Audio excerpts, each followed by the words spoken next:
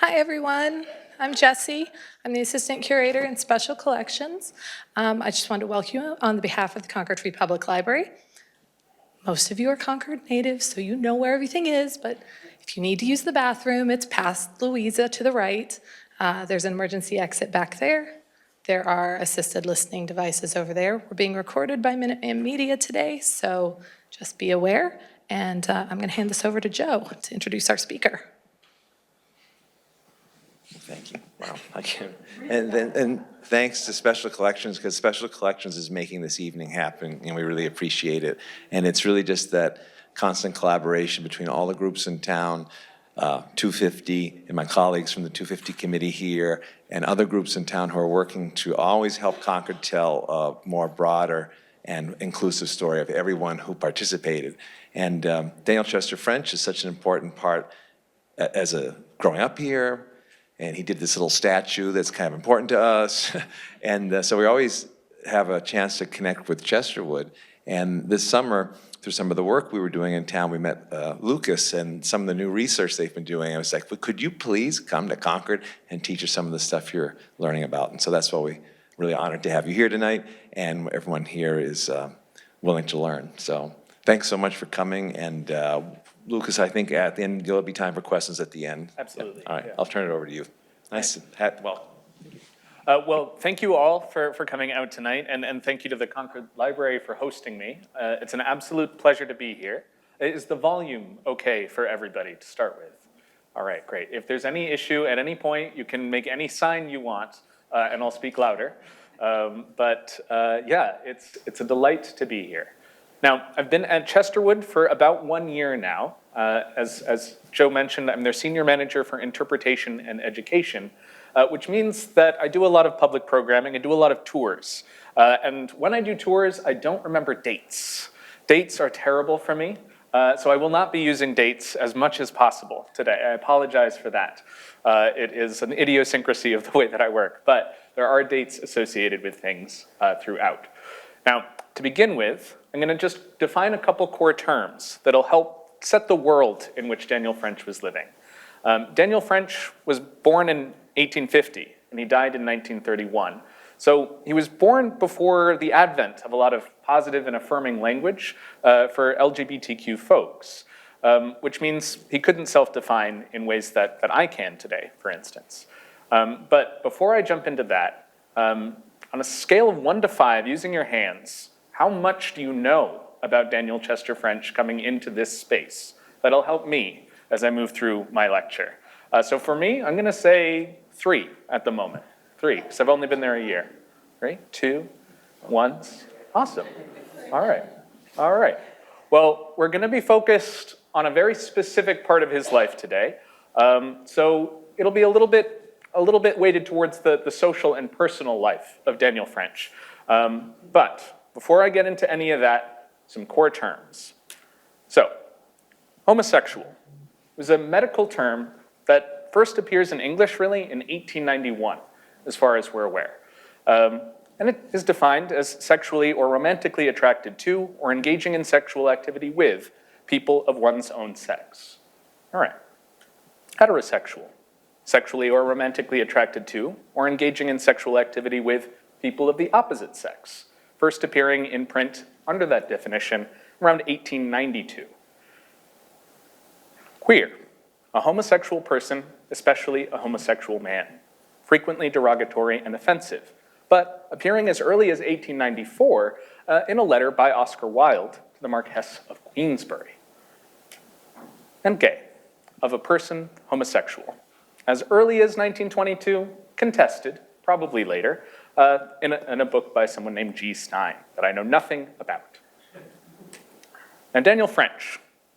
This is Daniel Chester French at the age of 3 years old, right? I'm going to set the stage for that. This is a different world that he was born into. In 1850 in Exeter, New Hampshire. Now, the day that this photograph is taken, he's going to be taken to the barber. Those beautiful curls are going to be cut off, and he's going to stop wearing this dress. This is the last day that he gets to wear this kind of clothing. After this, masculinity. But before this, a kind of neutral gendered space that all children were born into in that world, at least in his social class and social space. But by the time he dies in 1931, those definitions that we just explored are going to be out there in the world. Still, he's not going to have access to them for about 42 years of his life. That's a pretty substantial amount of time, which means he can't self-define as gay or bisexual or heterosexual. So we're going to be exploring Daniel Chester French and questioning that presumption of straightness that is so often applied to historical figures that were born before these definitions. So just very briefly, his father is Henry Flagg French, his mother is Anne Richardson French, and his stepmother is Pamela Prentice French. And if you visit Chesterwood today, you'll find a very sort of strict family tree that follows this model. And it'll follow marriages, and it'll follow descendants. But it won't follow any other connections that Daniel French may have made within his lifetime. So what we're going to be doing today is looking at his connections to others and seeing if he would have used this sort of strict marriage-oriented definition of family that we are often applying to him and to others. So again, for those who had that one finger up, he's the sculptor of over 200 public works, including the Minuteman right here in Concord, and the Abraham Lincoln in Washington, D.C., possibly one of the best-known sculptures in the world. Now, we'll look at Concord for a moment. We don't have a lot of sort of personal information about his internal life in Concord, but we do have a little bit that I'd like to share with you just to set the stage. And as we go through this lecture, by the way, I'm going to be trying to follow his life through major stages, and I'm going to be looking at the way he talks about gender, and the way he talks about the opposite sex, the same sex, and the way he talks to his family about these questions. So first, he's living in Cambridge. We're going to move to Cambridge after his birth in Exeter. He's around 10, 12, 14 years old. He spends formative years in Cambridge, and he meets a young man named William Brewster. In this photo, we've got William Brewster, we've got Daniel French, and we've got a third friend whose name was not recorded with the photograph. But they spend their time exploring the forests of Cambridge, which tells you a little bit of what that time was like in the Boston area, hunting birds, and William Brewster is going to be a lifelong friend of Daniel French. And that's part of what sets me on this journey of investigating Daniel French when I first arrived at Chesterwood. He has a very, very close relationship and friendship with this man named with William Brewster. But he has to move from Cambridge pretty early on. His father, Henry Flagg French, moves here to Concord. He's going to be the first president of the Massachusetts Agricultural College, now UMass Amherst. And so French is moved away. But they maintain correspondence, and Daniel French writes about life in Concord. He writes about going to parties. He has a very pleasant time at one, though they played kissing games a little too much, he writes to William Brewster. You know, too much of a good thing spoils it. So, we're going to jump ahead. The Minuteman has been completed. It's about to be unveiled. Daniel French, as you may know, is not here for the unveiling, though the President of the United States is. He has gone abroad to study sculpture in Florence. And Florence is an incredibly important time for him. We're not going to be looking too much at his artistic education there, but we will be looking at the friends that he makes along the way. This is one of my favorite photos of Daniel Chester French. He's here with his friend Ned Powers. That's the son of Hiram Powers, who's an important sculptor in that period, living in Florence, an American abroad. And in an early letter to Henry Flagg French, his father, he describes Ned Powers. He's an easy and a rather free and easy young man about my age, tall, good-natured, and good-looking. He'll keep introducing who Ned Powers is to his father every time he writes about him, because his father may not really remember. Because his father is much more interested in the young ladies that Daniel Chester French is meeting. Daniel French's letters to his father and to his brother Bill are always full of the young women that he's talking to. He's always got someone that he has to tell his parents about. But he's often kind of hedging when he does. He writes about some of Ned's sisters. He says, Miss Annie is my favorite, decided upon after a year's deliberation. She is 36 or so, and consequently a safe companion for a youth of 25. That's him, that's Daniel French. Miss Nellie is more youthful, 23, and prettier, but somehow she and I do not sympathize much. Not that she is not very lovely, but she fails to stir my soul, perhaps because she doesn't try. Now, whenever Daniel French writes about one of these young ladies that he meets, he also pairs it with a reason that it's just not working. And this will happen year on year, place after place. So often that it would fill 3 lectures just to get through it. So we're going to keep it to a minimum.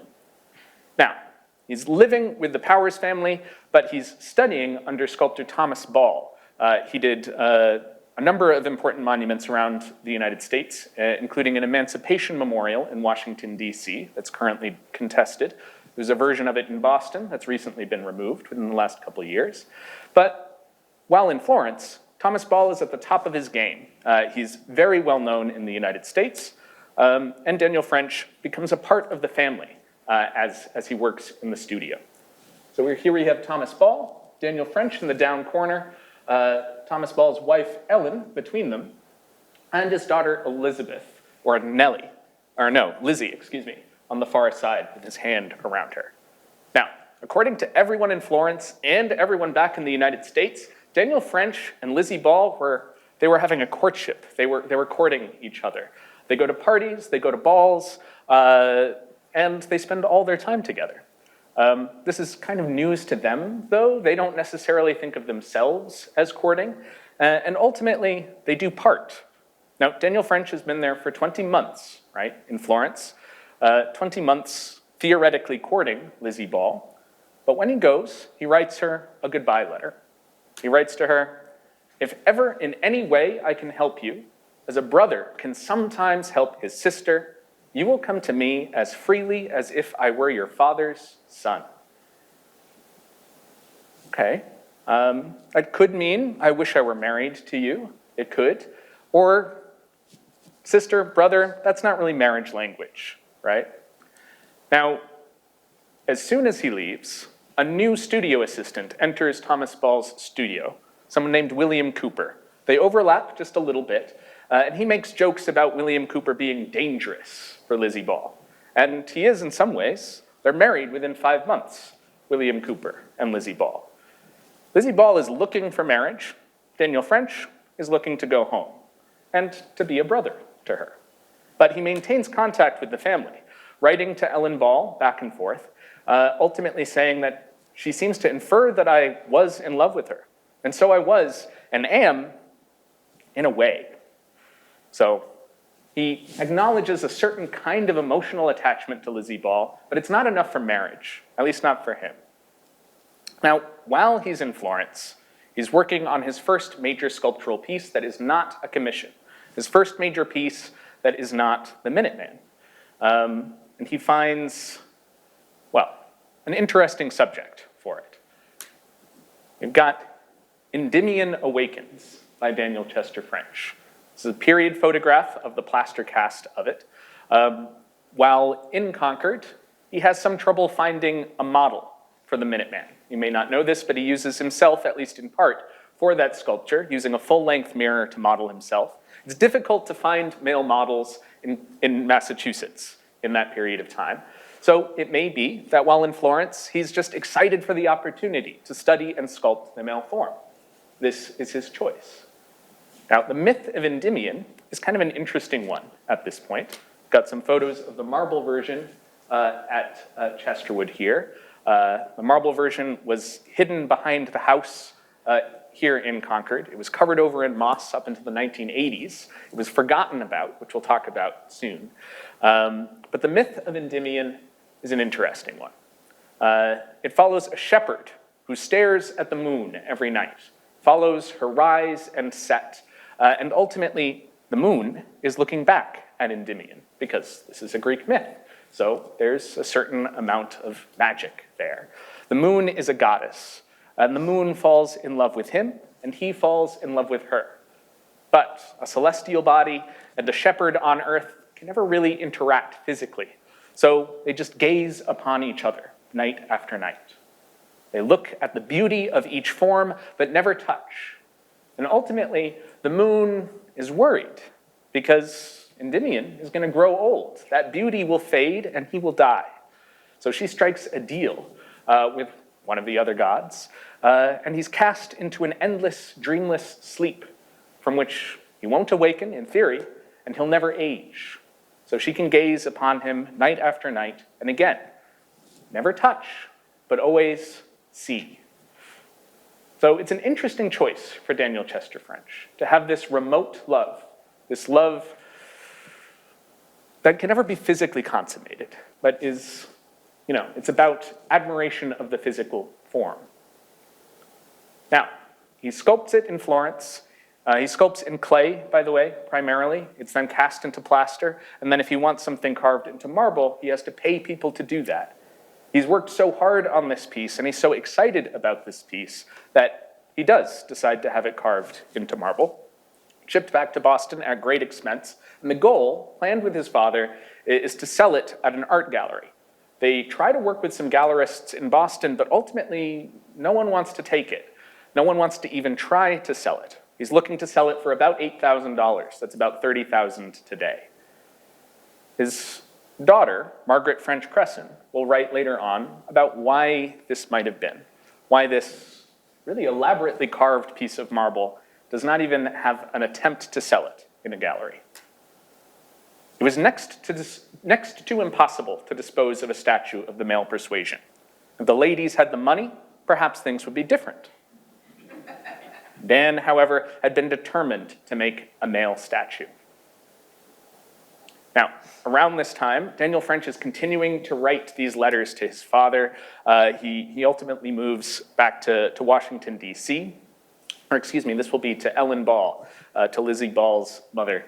He writes, "The number of girls I know astonishes even me, and yet there is not one who can rouse my hardened heart from the sleep to which it has been hushed by the beauty and the smiles that have so long and in so many different forms made life endurable." His heart is Endymion, lulled to sleep by the beauty around it. Oh, and he knows a lot of girls, by the way. He knows a lot of girls.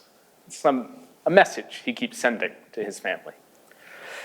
Now, this piece failed, but he's going to try again. He's going to try again around 1882. He's, again, working in Washington, D.C. at this point, and his father is Assistant Secretary of the Treasury. This is how he gets a lot of his first gigs. His father works for an organization that is putting a lot of really fancy marbles on their buildings. They're building post offices, they're building customs houses, and the Treasury Department is footing the bill. So his father is making sure that he gets some of these important, but maybe not super prestigious at that time projects. So one of them, they also, when they frame these projects, they give you a very specific theme that you absolutely have to follow. They tell you the name of the piece before you sculpt it. That's how these commissions worked. So Daniel French gets, for the Boston Post Office, Science Controlling the Forces of Steam and Electricity. Just rolls off the tongue. And when he's preparing to make a new sculpture, he's writing constantly to his father, to other members of his family, and telling them his ideas, sending pictures of early models, of early maquettes, and getting feedback. And so he decides, in this case, to make electricity a male nude. Well, his father's not super happy about that, and writes, "Electricity as a boy? Well, I declare, there is more electricity in one girl than 40 boys." This is the kind of response his father is often sending, I think, in things like this. Daniel French has a certain defensiveness when he's writing about the women that he knows, for instance. But French goes ahead with it. I mean, this piece was carved into marble. You can currently find it outside the zoo in Boston because the post office no longer exists. And he works really hard to get the form just right. It said, I believe in Margaret French Cresson's book, that he spends much of one summer visiting Walden Pond, not far from here, because it's a great place to study the male nude, at least at that time. and he'll make sketches while he's there. He's really going out of his way to make sure that this is exactly right. So that's a little bit of a sculptural sideline before we get to his marriage to Mary French, who is his first cousin. They're going to meet in the summer of 1876 when he first moves to Washington after Florence. And it's going to be an extended period of time before they get married. 1876 they meet, 1888 they marry. In 1888, Danielle French is 38 years old. She's about 9 years younger. So there's a great story about when it is that they finally marry. And I'm going to use that to frame the rest of their relationship because that story comes from their daughter, Margaret French Cresson. She writes about their meeting here in Concord, or their final connection here in Concord, because they already know each other. They're here for about a 3-month visit to French's property here. And they're out for a boat ride. I think it's maybe a rowboat or something. It's really unclear in the story. And when they reach French's Landing, they've returned from their boat trip. It's just the two of them. He took her hand to help her out of the boat. She had on her city shoes, little high-heeled laced boots with tassels at the top. She stumbled over the uneven, humpy ground, and Dan's arm went around to steady her. That one involuntary gesture unsteadied them both, and it all came pouring out, the long, sad little story. She had loved him, she said, ever since she first saw him after he came back from Italy, and she had taken great pains never to let him know she cared. After all, he had never spoken of the state of his feelings to her. How was she to know? But this had been going on for 12 years.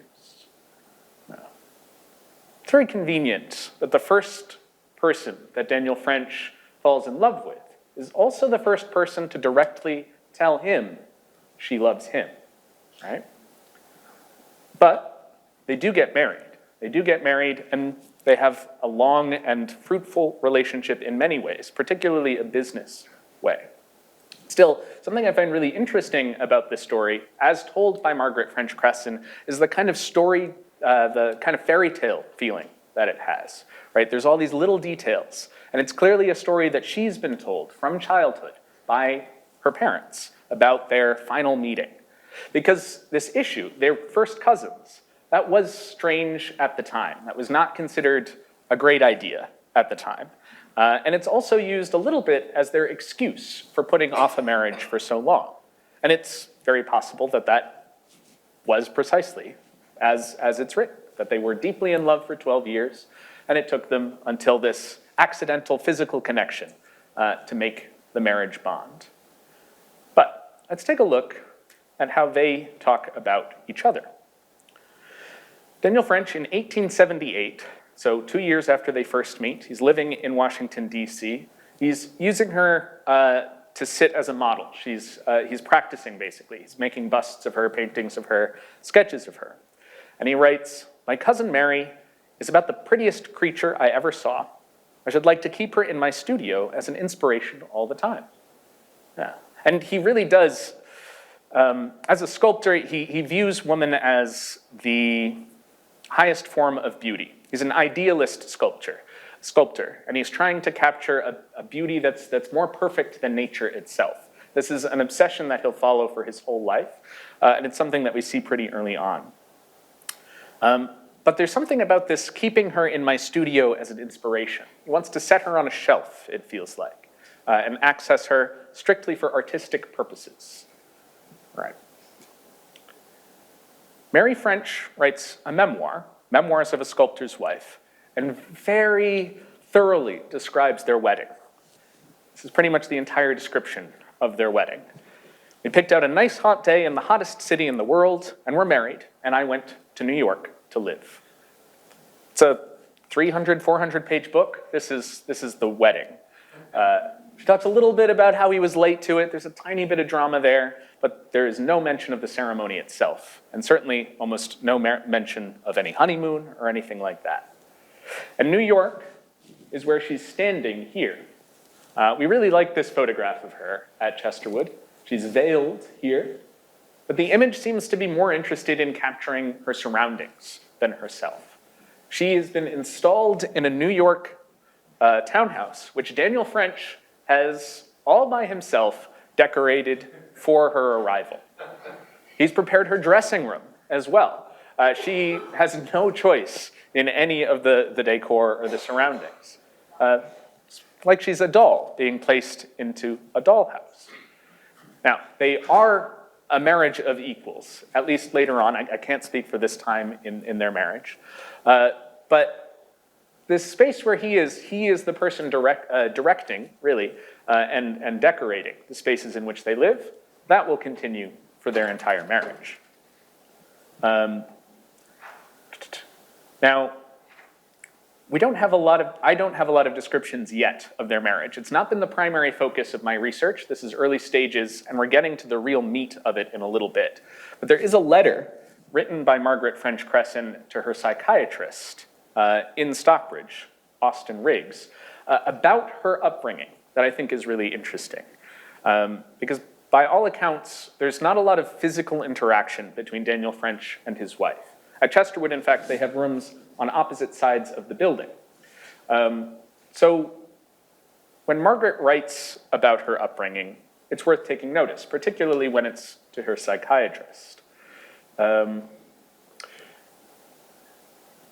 a whole other lecture to be done on this part, so I'm just going to read a chunk of it. My marriage was a very wonderful companionship, in spite of the fact that for 8 years out of 11, I was a frigid wife.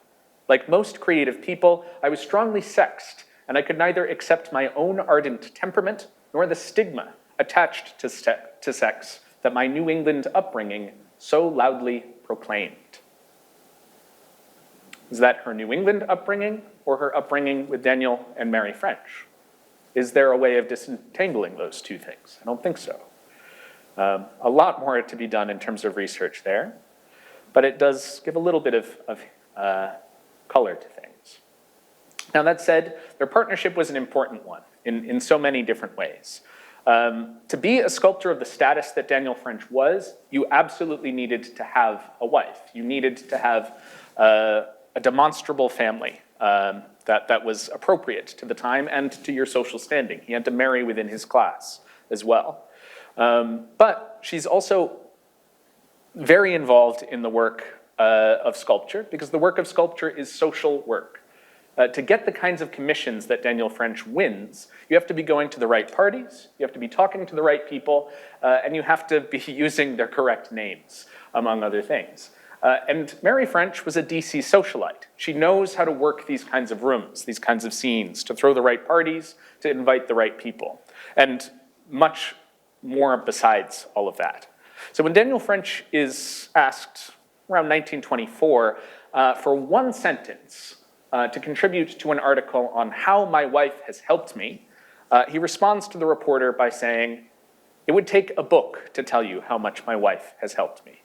You may have better luck with sculptors who are not as much indebted to their wives as I am." So I really do not want to undersell the importance of Mary in Daniel Chester French's life. It's not the intention of this lecture. What I do want to look at, though, are his letters to another close friend of his named Newton Mackintosh, which have not really been explored in depth up to this time. And these letters, well, I think they're going to color our perception of him in some ways in relation to those definitions that we had at the start of this program.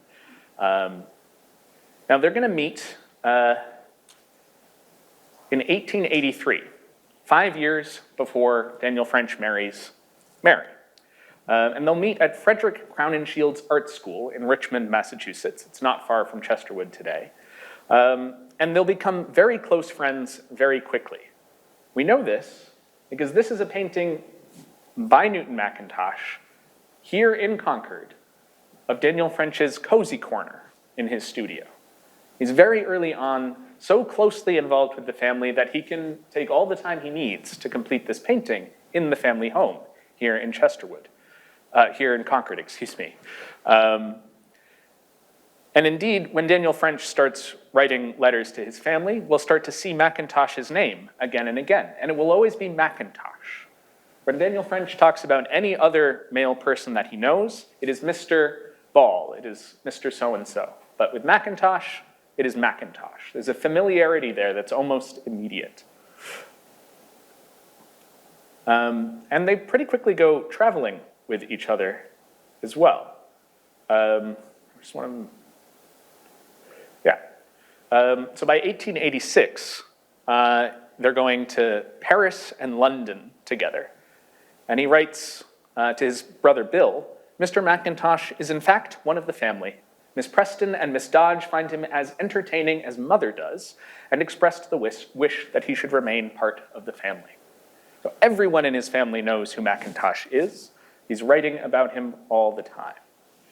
We're going to be moving through time very quickly at this stage. By 1894, he writes that, well, Mackintosh is actually now traveling with both him and Mary.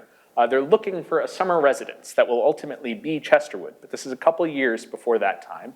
They're now somewhere else in Massachusetts. I can't remember the precise town offhand. But he writes, Mackintosh is still here. He is the best regular visitor I know. He amuses the natives a good deal, I think, with his eccentricities of dress, etc. This is written to his stepmother, Pamela Prentice French. And by the natives, he means the Massachusetts locals, just the people living in the town. That eccentricities of dress is one of the only physical descriptions I have of Mackintosh. Oh, and he writes in the same letter, he and Mamie have driven all over the country together and never seem to get talked out. So he's also a close friend pretty immediately with Mamie French, which is a pet name for Mary French, Daniel French's wife. Now, once Chesterwood is purchased, there's a sort of a need to build a studio, to build a residence, and Daniel French has to travel during this period of time. So what we have here is a photograph, the only photograph, well, one of two photographs I've been able to find of Newton Mackintosh on the far left, or the far right for you folks, Mary French in the center, and Margaret French Cresson on the far left, the young girl sitting on the railing. This is at the farmhouse at Chesterwood that no longer stands. It predates the residence. And Daniel French is writing in 1898 after returning home to Chesterwood. The studio has just been built. He's left Chesterwood for 2 weeks to visit Minneapolis about a commission. And when he returns, he says he was glad to get home Monday night to Mamie and Margaret and Mackintosh and the new studio. This means he's left Newton Mackintosh, an unmarried man, with his wife and daughter alone in the countryside for up to 2 weeks while he was gone. This means he trusts this person as a part of his family, and that Mary and Margaret do as well. Now, the letters to Mackintosh are really friendly there's an intensity to the letters to Mackintosh, but the letters he writes to Mackintosh are full of gossip. They're full of conversation about plays and theater and art. He asks for feedback constantly, and ultimately Mackintosh is going to be visiting at Chesterwood year after year. He'll even purchase a house just down the road from Chesterwood in Glendale, which he'll call Campion. So while many of the letters are full of fun and positivity, there are also some that reveal just how much Daniel French starts to rely on Mackintosh. Is there no hope you will be at Glendale this summer? He writes in 1908. It is melancholy to have your house shut down here and to lose the companionship that I value so much. As you have sometimes intimated, I do feel the lack of male society at Glendale. In the earlier part of their friendship, they both live in New York City and they see each other all the time. But at this point, in 1908, Newton Mackintosh has moved to Roxbury in Boston, and they see each other physically a lot less frequently, just in the summers, and only if Mackintosh actually comes out to Stockbridge. So when he's not there, this is what happens to Daniel French. But a big part of their relationship is this exchange of letters. And Daniel French will look for Mackintosh's mail through certain signals that it sends. It's a bright yellow envelope, and he always knows to look for it. He's always excited to find it. Mackintosh will send him poems. He'll send him, again, the gossip. He'll talk about the plays in his social circle, but it's also poems, poems, poems. Because Newton Mackintosh is a poet. Not a very good one, unfortunately, but he is a poet. He self-publishes all his work. So this next letter is in response to a poem that I unfortunately don't have. Oh, yes, I forgot to mention this. We only have Daniel French's outgoing letters. We have nothing he receives from anybody, for the most part, which is why you are only seeing Daniel French's letters in this lecture. There we are. So he receives a poem from Newton Mackintosh that sparks something in him. And he writes, in relation to this poem, he's disagreeing to the poem that Mackintosh has sent. We have no idea what the contents are. I have always more or less thought it was better to imagine agreeable conditions than to try to attain them. And a large part of the pleasure of my existence has been in thinking out and imagining situations that did not transpire. Certainly the joys that we imagine have none of the drawbacks of the actual events. There's something there, right? It's a yearning, right? That is expressed in letter after letter to Mackintosh. In the same letter he writes, I would give at least $1.50 if you were in New York and I could turn to you at frequent intervals for entertainment and consolation. I have never been able to see why people who were fond of each other did not live somewhat contiguous, but we are ruled by circumstances.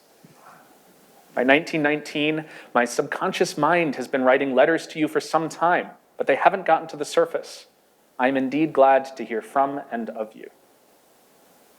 Now, 1919, we're going to take a brief pause, a sculptural pause, to see what he's working on. This is one of my favorite pieces at Chesterwood. I have a lot of fun with it. There's usually water spewing down. This is in Washington, D.C. This is wind from the DuPont Memorial. And there's just a playfulness to it, right? There's something just barely hidden. I don't need to tell you what. And this is a real evolution of the male form, and one of the very few nudes that we really have from him. He only approaches this subject from time to time. But this is the kind of work he's doing while he's writing these letters to Mackintosh. In 1923, he's frustrated again that Mackintosh is gone. I should probably have sought the quietude of your house and have had the communion, which I am greatly missing. It does not seem at all natural to have you away, and I miss my afternoon visits constantly. Campion, Mackintosh's house, has been shut down for the summer during this letter. I mentioned that yellow envelope. Dear Newton, I was rejoiced to see your yellow journalism in the morning's mail. I like it better than Hearst's. He also writes about models. He writes about young men that are about the town. And in fact, some of the models are staying at Mackintosh's house at Campion whenever they're in town. One is named Steen Hackinson. And that means that when Daniel French is visiting Mackintosh's house for communion, he's visiting possibly with the male models that are also staying there. Now, again, this is research in process, so I'm just skipping basically right towards the end of their lives. But I was delighted to get some new information to incorporate into this lecture just yesterday. I've been investigating and trying to find any evidence about Daniel French's funeral, which was in 1931, because Mackintosh outlives Daniel French for quite some time, for about 8 years. And just yesterday, our archivist pulled up something for me. This key thing is just not working. All right. So when Mackintosh arrives, which is the day after the funeral, his face looked ravaged and his silvery white hair was in disorder. But with no other evidence of emotion, he handed Margaret's husband, William Pencresson, some sprays of pink lilies and a long yellow envelope. That's the last of that yellow journalism for Daniel French. The envelope contained a transcription of the Irish ballad, Danny Boy. We'll end with that in a moment.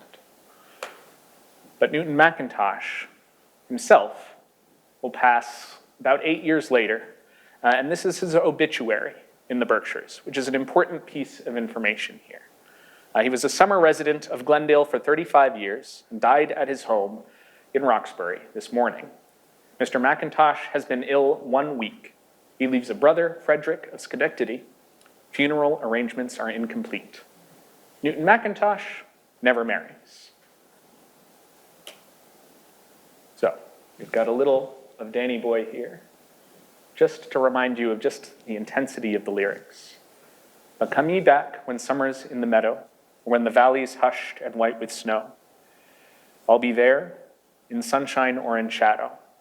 Oh, Danny Boy, I love you so. So, we have a man, Daniel French, born before the formal definitions of any terminology he might have been able to use to chart a course outside of the norms of his day. But I think he builds a full life for himself with Mary, with his daughter Margaret, and also with Newton McIntosh, who lives just down the road in Chesterwood, up until his death in 1931.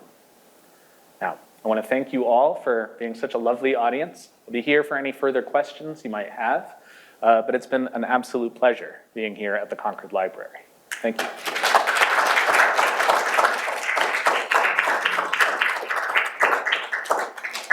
If you do want to reach out, I've got contact information there for you. Yeah. I still have a couple. Thank you. I have a couple questions. Thank Yeah. you so much.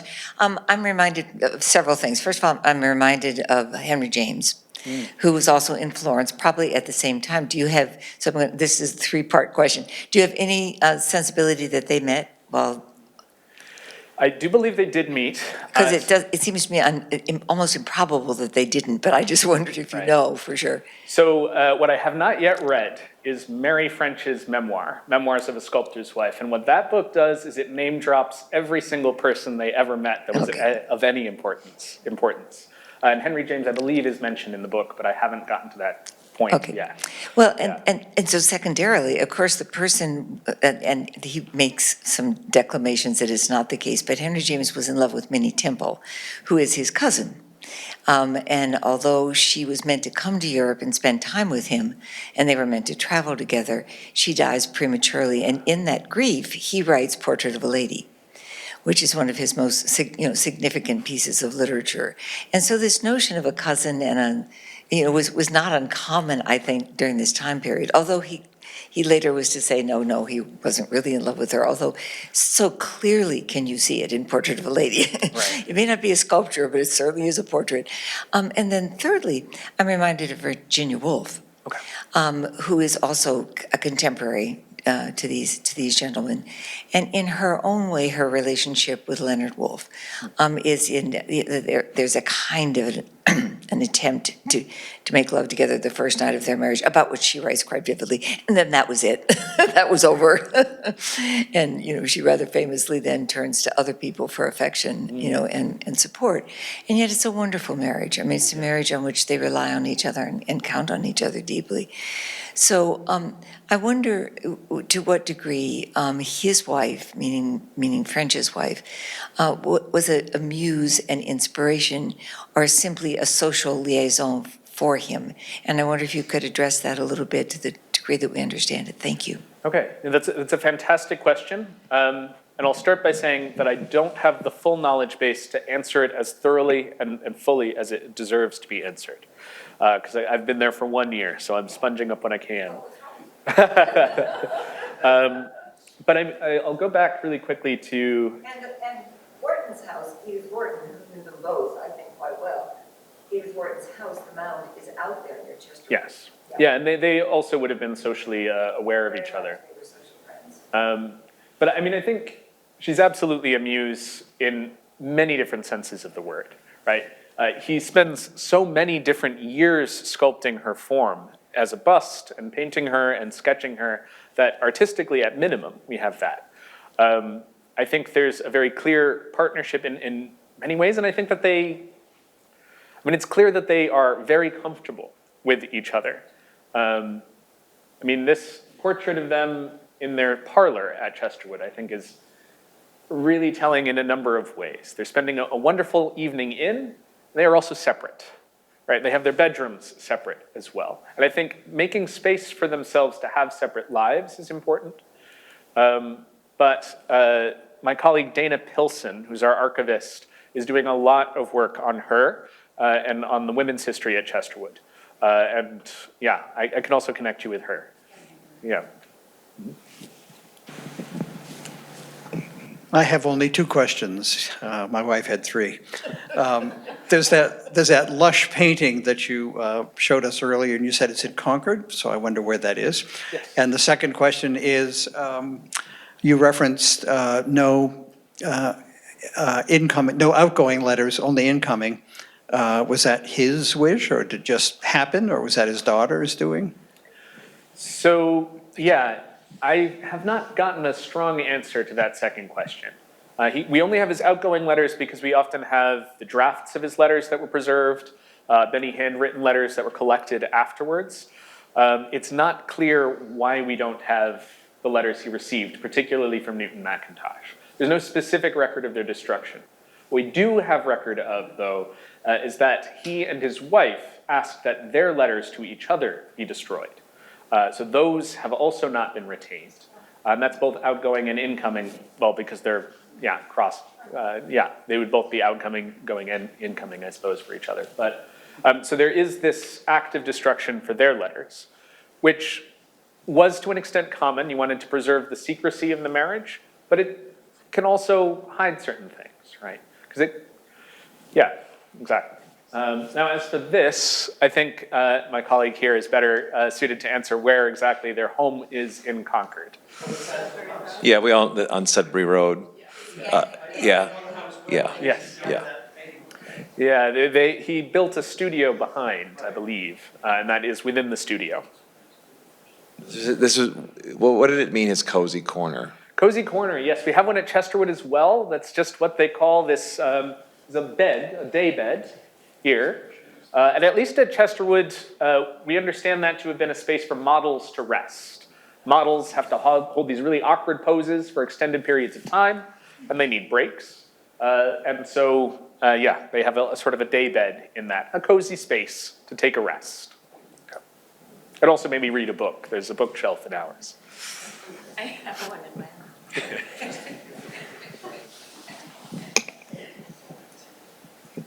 just wonderful talk tonight, really revealing in so many ways. I was struck by the conversation about women and just scripting, almost like he's talking about a sculpted piece. And there's a letter that Daniel Chester French wrote about May Alcott coming to Concord while she was going to give him a lesson in modeling clay. And she rode up on her horse to his house, and she marred the lawn with the horse's hooves. And he goes on to this great description of May Alcott as if he's looking at her as a piece of sculpture, and even goes on to say that he didn't say it, but a friend said that had she not been clothed, she would have been a glorious beauty. And so it was all this sort of ideal that you mentioned tonight, which was kind of supported what I thought, but it was great to have that confirmed. And an add to Cozy Corner, so particularly in the Gilded Age when they were having rooms that were themed, Cozy Corners were specifically noted to have that sort of eclectic style of whatever room there was. So that was, the Cozy Corner was the in thing to do, to showcase your wealth and to show that you were cultured. So, Thank you. yeah. Yeah, that's brilliant. Yeah. Other questions, comments? I have one. Yeah. So, Just so folks are. okay. Thank you so much. So, I'm interested in William Brewster. Yeah. There's a book he wrote called October Farm, and Daniel Chester French wrote the intro. Yeah.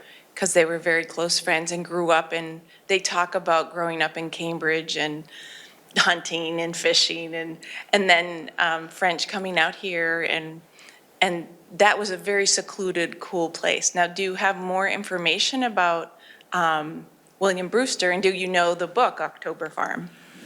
What I know is that I need to do a lot more reading about Brewster, and that I became much more interested in Macintosh almost immediately.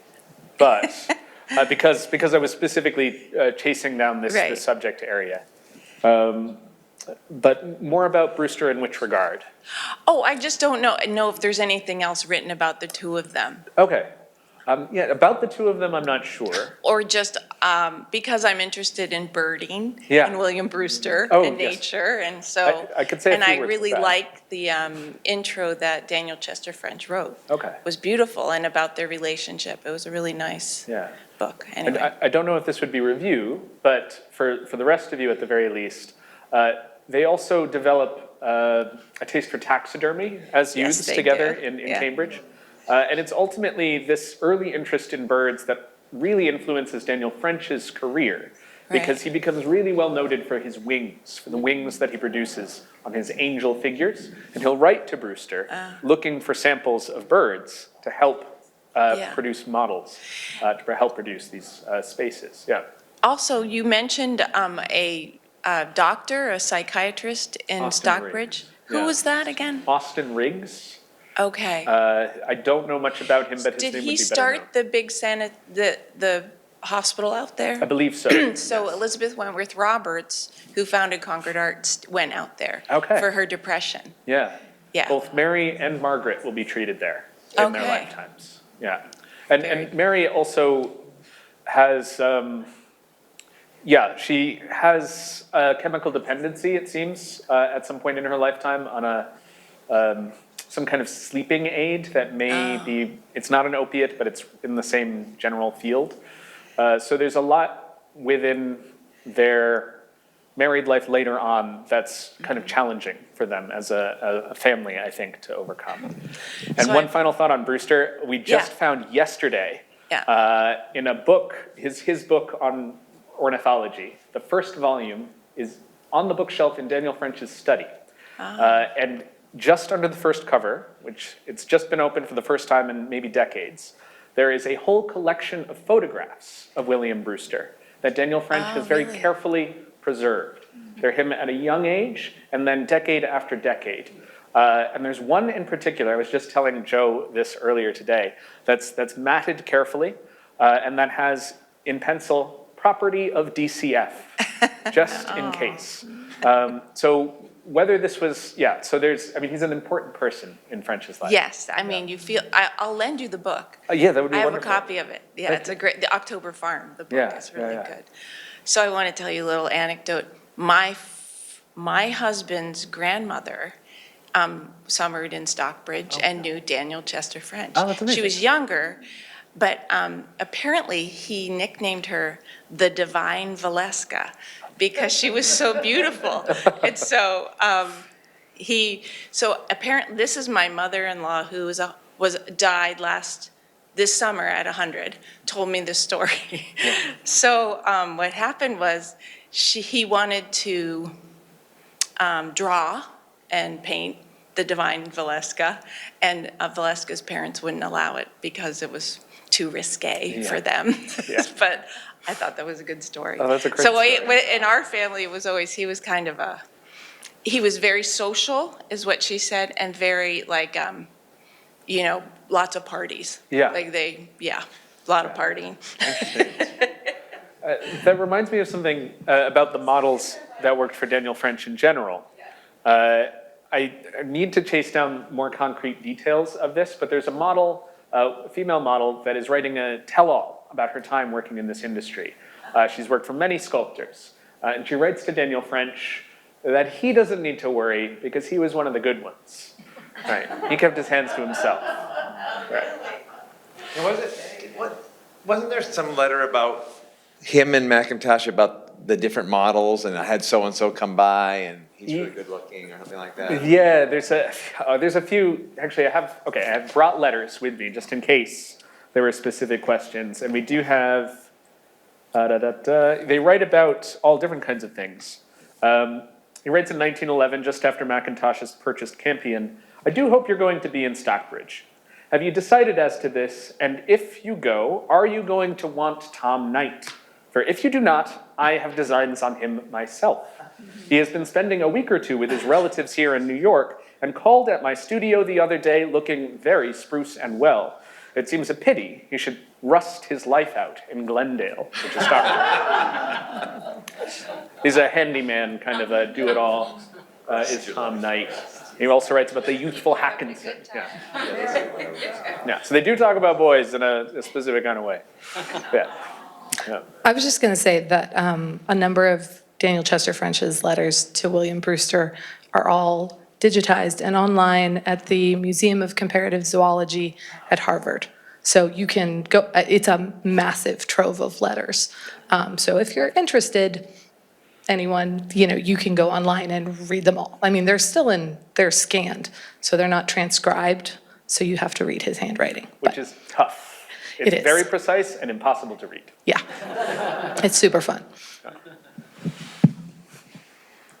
So I've loved this lecture. Thank you very much. I'm fascinated by social conventions throughout history. And of course, as a science person, that also extends to the natural history world.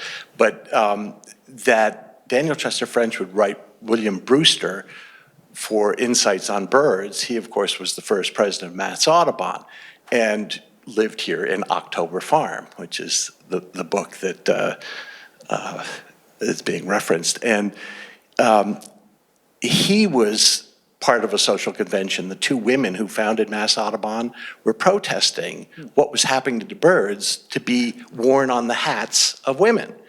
But they could not be the president of this first organization they were founding. So they had to look around and find a husband of one of their friends who could be the president, and that was William Brewster.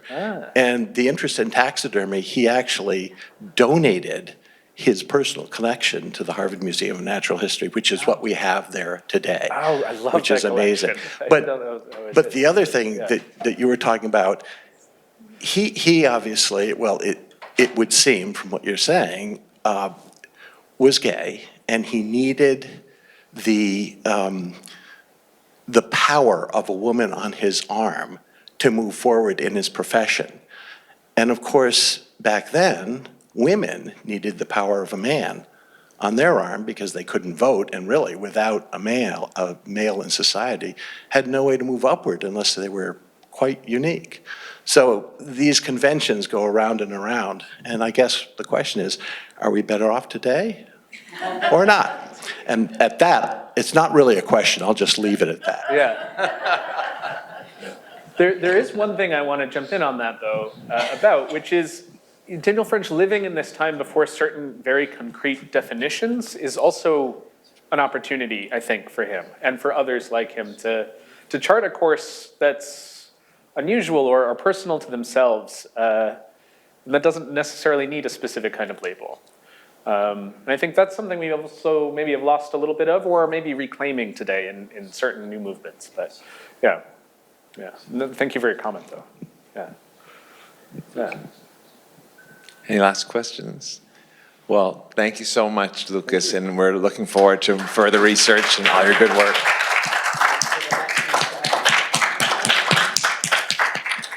Tell others. There'll be more. Thank you so much for coming tonight. And thank you, Anka and Jesse, for hosting this for us. Thank you.